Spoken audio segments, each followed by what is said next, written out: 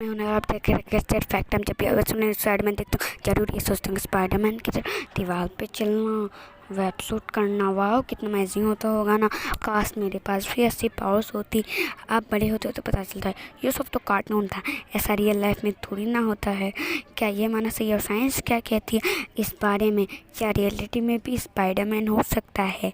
आज इसी के बारे में जानेंगे। स्पाइडरमैन की 3 मेन एबिलिटीज़ होती हैं, हम सबको पता है। एक दीवार पे चलना, दूसरा स्पाइडर सेल छोड़ना और तीसरा सबसे मेन स्ट्रेंथ, एजिलिटी और रिफ्लेक्सेस होना। पहले बात करते हैं दीवार पे चलने की। अगर हम स्पाइडर्स को देखें, उनके पैरों पे कुछ छोटे छोटे बाल होते हैं। उनके पैर पे मतलब छोटे छोटे बाल होते हैं जिन्हें स्टगडाइल के नाम से जाना जाता है। और स्टगडाइल के अंदर भी कई छोटे छोटे बाल होते हैं जिन्हें स्पैचुलास के नाम से जाना जाता है। इनके इतने छोटे होने की वजह से अपने और सरफेस के बीच एक ऑपोजिट इलेक्ट्रिकल चार्ज बना लेते हैं, जिन्हें कहते हैं साइंस की भाषा में अपोजिट इलेक्ट्रिकल चार्ज की वजह से सरफेस से चिपके रहते हैं, उसको कहते हैं वैंडल वार फोर्स। अगर इन्हीं बालों की मदद से कोई 70 केजी का इंसान दीवार पर चलना चाहे तो उसे 40 to 60% हिस्सा हमेशा दीवार से छुआए रखना होगा। उसे स्पाइडरमैन कम स्नेलमैन ज़्यादा लगेगा।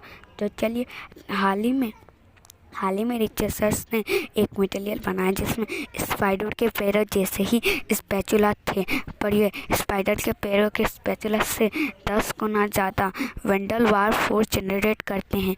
इन्हीं की मदद से अगर कोई 70 केजी का नहीं, कोई 3 या 4 उंगली की मदद से ही दीवार पर चल सकता है। अब बात करते हैं वेब शूट। आपने सुना होगा या मूवीज़ में देखा होगा कि स्पाइडर सेल्स बहुत स्ट्रांग होते हैं, क्योंकि इसका बाहर का हिस्सा बहुत सख्त होता है और अंदर का हिस्सा बहुत नरम। इसलिए कार्बन नैनोट्यूब और स्टील से भी कुछ ज़्यादा स्ट्रांग बनाया जा सकता है। इसी को और अच्छे से जानने के लिए रिसर्चर्स ने क्या किया, अरे 3 स्पाइडर थे ना, 3 स्पाइडर, उन पे कार्बन नैनोट्यूब और वाटर छिड़क दिया। रिजल्ट, कोई तो मर गए और कोई इसने वीक मकड़ी की जाली बनाई और कई ने एक बहुत 3 गुना ज़्यादा बना एक ने। अगर कोई भी ऐसे मकड़ी के जाले सिल्क बोलता हूँ, सिल्क बनाने वाले कोई एडवांस मशीन बना ले और अपने सूट के अंदर और बाहर की तरफ डाल ले तो कोई भी स्पाइडरमैन की तरह वेब शूट कर सकते अंदर और बाहर। इसलिए क्योंकि मूवीज़ में दिखाए जाने वाले वेब शूटर्स के इतने छोटे से कंटेनर से इतना ज़्यादा वेब नहीं निकल सकता। अब आते हैं दूसरे टॉपिक, स्ट्रेंथ, एजिलिटी और रिफ्लेक्सेस होना। ये किसी इंसान में होने के लिए उसे जेनेटिकली मॉडिफाइड होना होगा, मतलब उसे किन जीन्स की वजह से स्पाइडर को ऐसी एबिलिटीज़ मिलती है वो उस इंसान के अंदर भी होने चाहिए। इसको करने के लिए स्पाइडर को उस इंसान के शरीर में कई रेट्रोवायरस छोड़ने होंगे, क्योंकि रेट्रोवायरस के अंदर ही मतलब स्पाइडर का डीएनए और सारी एबिलिटीज़ होती हैं। और ये वायरस कॉम्प्लेक्स के डीएनए के साथ जाके जुड़ जाएगा, मतलब इंसान के डीएनए के साथ जाके जुड़ जाएगा और कॉम्प्लेक्स नए डीएनए को पढ़ के कैल्शियम्स को अलग अलग काम करने को बताएंगे और कैल्शियम को नए काम को करने को बताएंगे।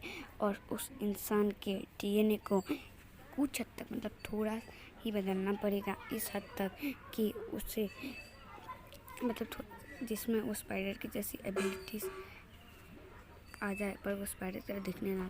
इसको और करने के लिए स्पाइडर को उस इंसान के दिमाग में कई रेट्रोवायरस छोड़ने होंगे।